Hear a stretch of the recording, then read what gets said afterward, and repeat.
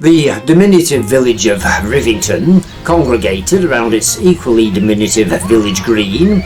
We covered the pike in the previous episode, so if you're looking for that, you're too late now. Contains a number of Grade 2 listed buildings. These include the appropriately named Rivington School, the equally appropriately named Rivington Church, the also equally appropriately named Rivington Hall, the village stocks inscribed TW 1719, don't ask me, the entirely fittingly named Rivington Bowling Green, which serves teas from 11 o'clock onwards, the Great Barm House, which also serves teas. They like teas in Rivington. Lower and upper Rivington reservoirs, the car park. Actually, some of these might not be Grade 2 listed. I've lost track now. Let's kick off with Rivington Church. We'll just call it Rivington Church for the moment. Over the centuries, it's changed its name more times than Lord Lucan. Being referred to variously as St. Lawrence's, St. George's, St. Catherine's, where it also appears to have changed its gender, and the Holy Trinity, where its identity gets really complicated. Rivington Church then dates back to at least 1280, although true to Lancastrian ecclesiastic form, it was extensively rebuilt in 1666 and again in 1861. On the latter occasion, a small organ being inserted. Grow up. There's a Saxon font in the church's Millennium Room.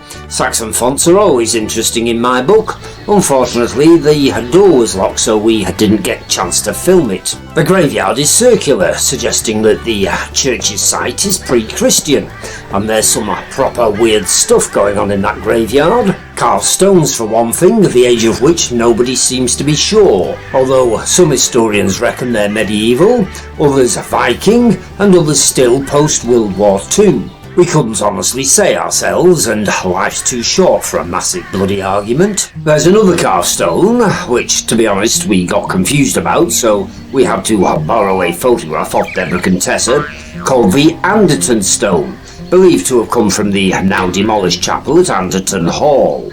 It's got one of those pre-Christian magic word square type things carved into it, reading Sator Arapo Tenet Opera Rotas, which translates as the sower with his plough holds the wheel with care.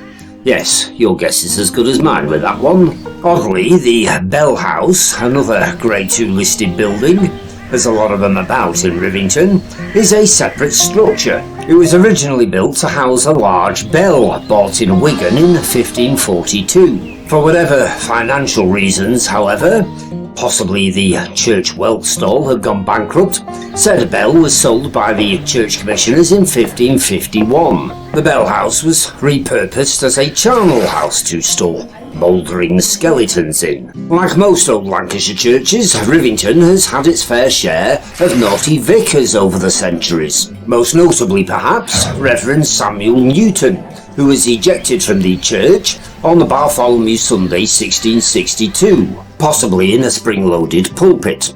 History doesn't furnish us with the details. Before founding the Rivington Unitarian Chapel. Thomas Blackburn, who took over from Reverend Newton, didn't fare much better, being accused of want of ordination, neglect of his charge, kneeling down on coming into the desk and pulpit, and keeping profane company, amongst sundry other charges. I've had enough of the church now, let's have a wander down to the reservoir instead. There are actually two reservoirs in Rivington, uninventively named Upper and Lower, but for the sake of convenience we'll combine them into one for now. In 1999, when the water was particularly low, a large stone bearing 14 cup and ring carvings, along with one big fat mug and saucer mark, all dating from the Neolithic period, that's about 2 to 3,000 years BC in case you're wondering, was discovered. The reservoir / reservoirs itself / themselves was / were engineered by Thomas Hawksley. That's just an historic fact presented for your enjoyment. We've no idea who Thomas Hawksley was either. Under the instruction of the Liverpool Corporation, it started supplying the corporation's namesake with water back in 1857. During the reservoir's construction, Rivington's village inn, the Black-a-moor's Head, known locally as Black Lad. Yes, I know that's probably racist, but this is history, what can you do about it?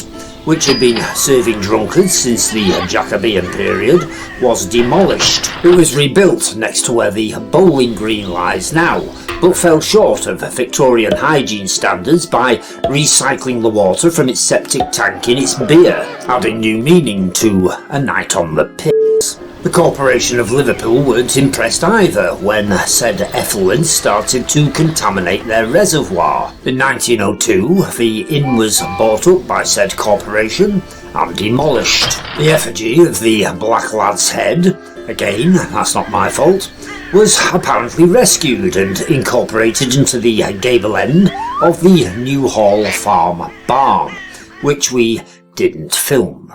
We've got a legend about the Black-a-moor's Head. Around the turn of the 19th century, a terror-stricken farm labourer staggered in at the door, claiming to have just seen the devil. He was given a drink and a seat by the fire where he recounted his story. He'd been walking in Dean Wood when something made him glance over his shoulder. There, immediately behind him, stood the devil, horns and all. Not much of a story, admittedly, but it got him a free pint.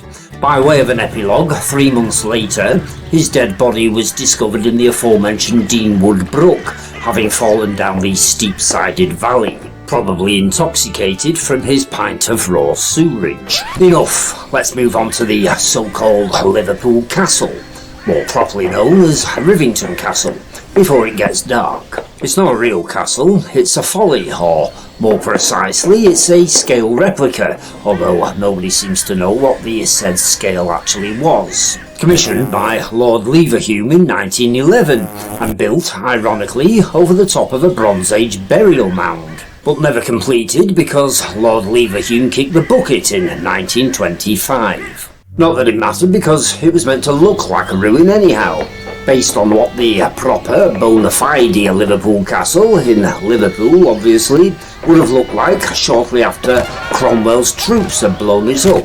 But that's enough Rivington stuff for now.